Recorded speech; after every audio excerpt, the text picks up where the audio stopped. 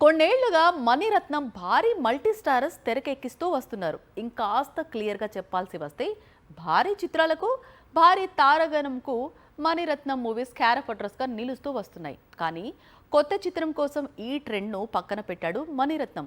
మళ్ళీ పాత పద్ధతిలోకి వచ్చేశాడు. అంతేకాదు జస్ట్ 40 డేస్లో షూటింగ్ కంప్లీట్ చేస్తానంటున్నాడు. మణిరత్నం సినిమా అంటే భారీతనం. అందుకు తగ్గట్లుగానే ఈ మధ్య కాలంలో రికార్డు స్థాయిలో వరుసగా భారీ మల్టీ స్టారర్స్ తెరకెక్కిస్తూ వస్తున్నాడు మణిరత్నం.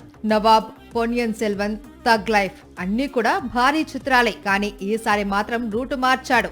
జూన్ నుంచి విజయ్ సేతుపతి, సాయి పల్లవి కాంబినేషన్ లో కొత్త సినిమాను ప్రారంభించబోతున్నాడు మణిరత్నం.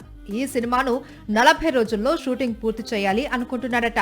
జూన్ లో సినిమాను ప్రారంభించి జూలైతో కంప్లీట్ చేసి సెప్టెంబర్ లో రిలీజ్ చేయాలి అనేది మణిరత్నం ప్లాన్ అట. మణిరత్నం చిత్రం అనగానే రెహమాన్ పేరు గుర్తుకు రావాల్సిందే.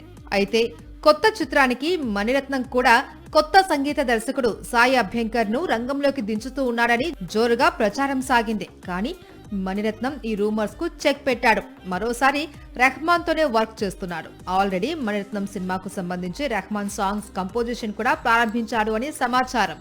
సాక్షి టీవీ ప్రసారాలను నిలిపివేయడం చట్టరీత్యా నేరం. సాక్షి టీవీ ప్రసారాల కోసం మీ స్థానిక కేబుల్ ఆపరేటర్ను వెంటనే సంప్రదించండి. DTH లో ఇంటర్నెట్లో కూడా సాక్షి టీవీ ప్రసారాలను వీక్షించవచ్చు.